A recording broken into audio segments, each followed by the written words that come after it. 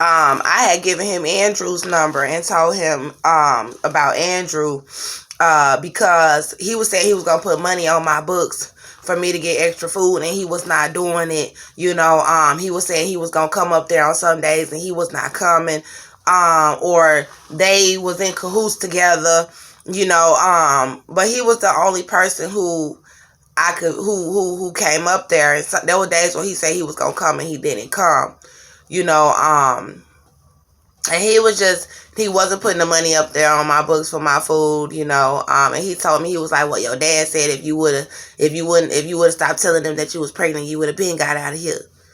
What kind of crap is that to say? So you know I'm being denied medical care.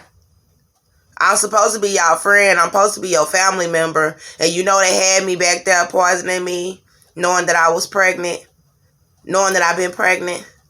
And you gonna tell me that it's my fault? This is what's wrong with black people. This is what the hell is wrong with our people right now. Ain't no it was my fault. To hell with that. So I ended up getting out after I went to the hospital. Charge nurse Michelle did a Doppler machine and detected my baby's heartbeat. But when I went to Conroe Regional Hospital, where I also had my son, where they abused my body while I was having my son, they denied to do the fetal heart monitor, and they lied and then took me back to the jail.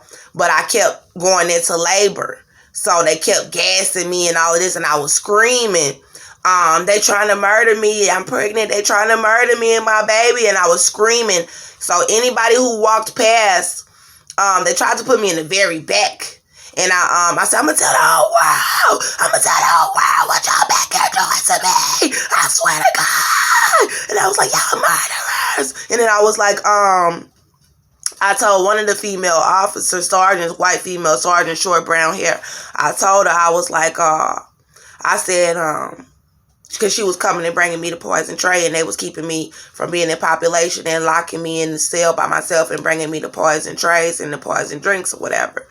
And so I was screaming, and I was like, it's not a suicide. I was like, my name is Andrea Jones. I was like, if they kill me, if I wind up dead, it was a murder. And I was like, Sergeant such and such was involved. Sergeant such and such was involved. Sergeant such and such had me murdered. And I was telling on them. So I was screaming loud, and everybody heard it. Everybody in the whole entire jail. You know what I'm saying? So it's one thing if Sandra Bland wind up dead, you know what I'm saying? Like, and then everybody could say it was a suicide. But it's another thing if Andrea Jones wind up dead, and Andrea Jones was screaming that y'all trying to murder her, and she told y'all names, and she told that she was pregnant, and she told that y'all had her back there because her white baby daddy was raping her and hitting her, and she shot him, and he was attacking her baby, and y'all got her back there poisoning her and her child, trying to kill her. And then she screaming back there I screamed the whole time. For 10 months, and I screamed for my baby. So, and I let it be known they was back there killing me.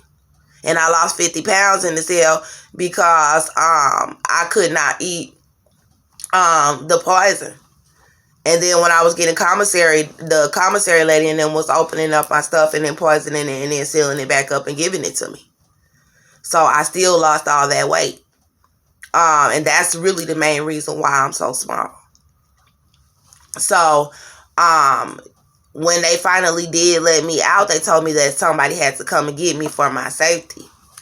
So the lady was saying because nobody came yet, after like a couple of hours almost, she was like, I'm going to go ahead and release you on your own. You seem like you good. And I was like, okay. So as soon as I started to come out on my own, I told the man, can you please give me something to show that y'all released me on those charges. And then he gave me a little piece of paper and showing that I was held for those charges and that I was released. And then all of a sudden, Sterling Blackjack came running in like, oh, hey. And then I'm like looking at this dude like, man, this nigga is not, he fake. I was like, because as long as they was going to keep me behind them doors, nobody was not going to show up.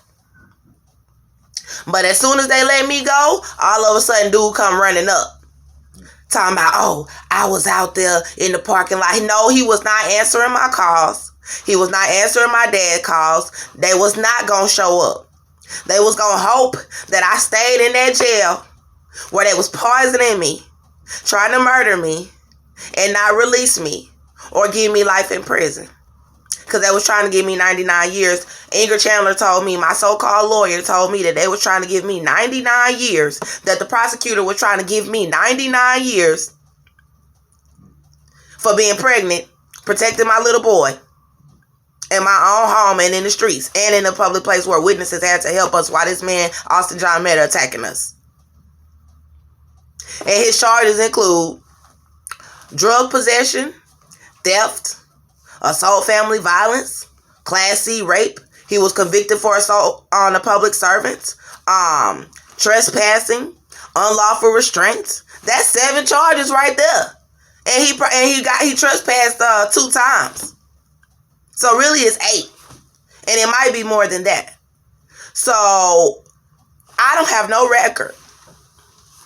And they was over here trying to hide his whole record and trying to hide the fact that he also was supposed to be taking medication from Tri-County for bipolar disorder.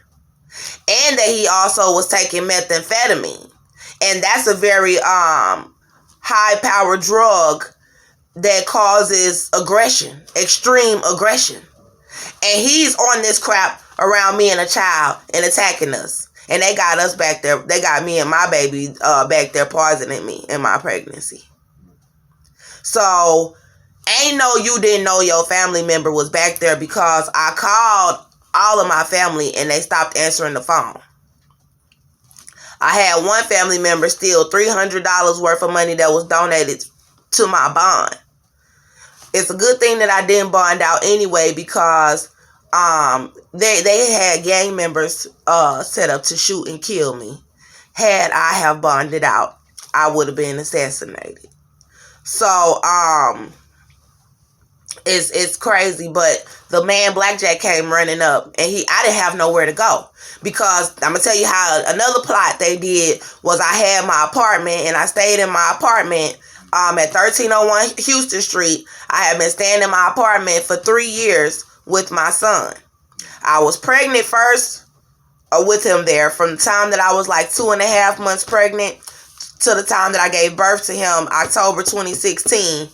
I stayed in that apartment throughout the duration of my pregnancy. And when he was born, 5 or 6 weeks later, his daddy went to prison. His daddy didn't live in the apartment with me. He was in and out of the county for the rape charge that he got for trying to rape me. And for a probation violation for the rape charge because he was on a 2-year felony probation for assault on a public servant. So he had been in and out of the county. He did not get out of the county until I was 6 months. So I had lived in that apartment from the time that I was 2.5 months pregnant, 2 months pregnant to the time I was 6 months. He got out of the county and came to my apartment. He stayed there for about a month, and then Andrew Jones moved in. My so-called dad moved in when I was like 7 or 8 months, and he was there until October 2016 when I gave birth to my son. He was there, and he saw Austin Metter abusing me in the house while I was pregnant in my 3rd trimester. And he had to stop Austin Metter from beating me up at 9 months pregnant. He was attacking me in the house. And Andrew had to run up and stop him and try to fight him. And he did. He punched him in the jaw and hemmed him up on the wall because he was trying to attack me and my stomach was way out there and I was 9 months. So when I gave birth to my son, I was at the Woodlands Hospital. And Austin Metter tried to, before I didn't give birth to him at the Woodlands, I was supposed to, but I was in labor and it was like just starting out. So they were not admitting me yet, but I was still there to be monitored. And Austin Metter started to attack me in the labor and delivery unit. And my nurses that were with me, they came into the room where they had me and they were trying to get Austin to stop, to calm down. And he started to attack the white nurses. And he started trying to flip over the equipment that they were using to monitor me in this I think they call it tree. I don't know if it's like I forget what kind of room they call it, but it was in the labor delivery unit. And so they said that he could not come back to the hospital for me to deliver my baby because they was like he was too violent. They said we can't have him around newborns. And so the officer there, security officer in the hospital, had to escort me out of the hospital. And then because I still wasn't ready to be admitted yet. And they were like, when you come back, you cannot bring Austin with you to see your child being born because he's too violent. We cannot have nobody who behaves like that around a newborn or in our facility. So Austin got mad and said that I could not have my baby at the Woodlands Hospital. And I had been going to this provider for a while. So for me to be forced to have my baby somewhere else, that was not my fault. So I went to Conroe Regional Hospital and I spoke with them because I had been there when he had attacked me in my home. I would go to Conroe Regional Hospital that was nearby my house and I would ask them to hook me up to the monitors because I didn't know if my baby was alive because Austin had been fighting on me. And then I would feel my baby moving slower or different or whatever. So he was like, he was like, you gonna have your baby somewhere else. So I asked them at Conroe Regional, I said, I might need to have my baby here. And and they was like, okay, and I told them that, this was a hospital nearby my house. And, when I went into labor that I was going to come here. And I actually interviewed 2 people to show you how I did it professionally. I interviewed the midwife. It was a white midwife. And I interviewed a black lady who was a doctor. I had also set up an appointment to meet with a white male who was a doctor to see which one of them I liked the most. But after meeting with the black lady, I really just couldn't. I didn't feel like I could make it through another interview. And I didn't meet with the white man.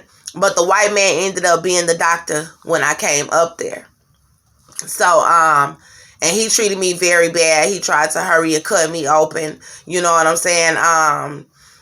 They didn't want to admit me. They kept saying, oh, you need to walk around. You're not ready to be admitted. Why don't you go to another hospital? Why don't you go back home? And, shooting me with stuff. And then time I go home, like I almost had my baby in the parking lot because they didn't even want to allow me to come into their hospital to have my son. And so, when I was screaming in the parking lot, Andrew was like, you need to just come, inside of the emergency room and just sit there. And then when I was in the emergency room, I was in a wheelchair and I was screaming. And then the people in the emergency room was like, no, we can't just have her down here screaming in the emergency room. She needs to go to labor and delivery. So they took me to labor and delivery. It was like, she needs to be in labor and delivery. And finally, they let me stay back there, but they still did not want to admit me. So it took a while for them to finally admit me, and then they treated me like scum the entire time that I was in labor. And then they hurried up and kicked me out their hospital, and then they tried to keep my baby, and I had to pray to Jesus and Jehovah because they had tried to lie and say that I gave my baby a virus, and they said that I gave my baby AIDS, and that's why because my baby came out with an APGAR score of 1 where he couldn't breathe.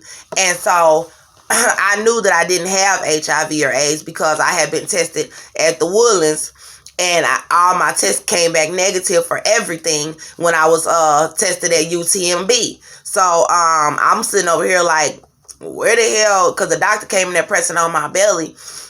And he was like, how does that feel or whatever? He was like, yeah, you gave your baby a virus or whatever. And then I was like, what do you mean? Because the white lady came in there and was like, we want to test you to see if you gave your baby a virus or whatever in your stomach. Sometimes the mama carry a virus in her stomach and this and that and the third. And I'm sitting over here like, I don't have no damn virus, you know what I'm saying?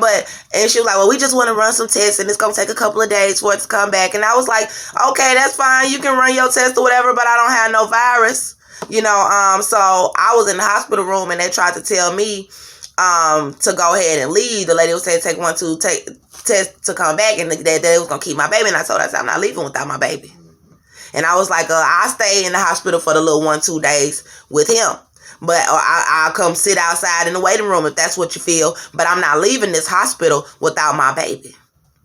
And then so the doctor came in there pushing on my stomach and was like, yeah, you can go home now. You can go home now. He was like, you gave your baby a virus. You know what I'm saying? I was like, so the test results came back already?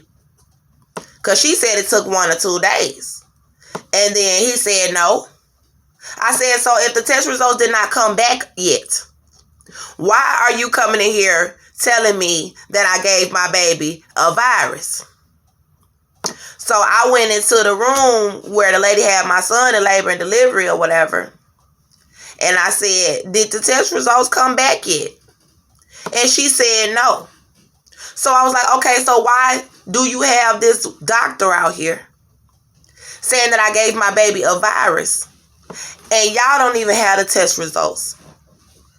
And so she was like, hold on, because he just got to make noise and it kind of distracted me a little bit. Hold on. So I was like, so why did you say that I gave, why is this doctor saying that I gave my baby a virus if the results haven't even came back yet? And she was like, you just got to calm down and wait for the results or whatever. So I was pissed. And I got my Bible and I started praying. And then I seen the scripture where God said that, and the fruit of your womb shall be blessed. I bless the fruit of your womb. And this was to us. So I knew you're lying. She's lying. Because God said in his word that he blessed the fruit of my womb. That's what he told me. So for any woman to be calling herself, talking about something wrong with my son, and he came out alive. When he came out, they tried to say, oh, he's not breathing. I said, give me my baby. Because he was moving in my belly. So I knew he was alive. And then she was like, oh, okay, he's breathing now. We just gonna take him to labor and delivery for a minute because you ain't finna sit there and lie to me and tell me my baby dead. But he really did come out with a problem, though, because God let it be known to me. God told me, the Holy Spirit said that when my baby was born, he almost died. God did say my son almost died. But he said it was because Austin was hitting me while I was pregnant. That's what God said. So, and he said that was the reason why I have been bleeding. And he said that was because of rape, because of Austin raping me. So, I took the word of God and I talked to Jesus Christ. And then I went in there to the lady. And I was like, have the test results came back yet? Because they were trying to say I couldn't leave the hospital with my baby until they got the test results. And I was up there nursing him. He was doing good. You know, he was ready to go home. So, she was like, well, you know, let me see, and going back to check and all of this stuff. So then I just came back like this. I say, look, I talked to somebody very important. And he said, y'all better get me them discharge papers and get me and my baby up out of here. Or else. They didn't know who I talked to. Because, see, these type of people, if they think you know somebody very powerful, they not going to pull the crap that they doing right now. And they didn't know that I was talking about Jesus. That I was talking about God. That God said, y'all better give me my baby. Or else. So the lady had went and got the test results. She was like, oh yeah, the test results are here or whatever. So she went and got the test results. And Austin was trying to keep me from breastfeeding my child, trying to keep my child from being close to me. And they were trying to give him the formula and it was making him throw up and be sick. So of course I got milk. I'm going to give my baby the milk. So the results came back. And they didn't ever, she told me, well, the test results came back negative. You don't have a virus. The baby doesn't have a virus. I already knew that. I had already been tested for everything throughout my pregnancy. I I told them who my doctor and my provider was, and I asked them to ask him to send my medical records. So they could have seen right then on my results from him that I didn't have no virus. So that was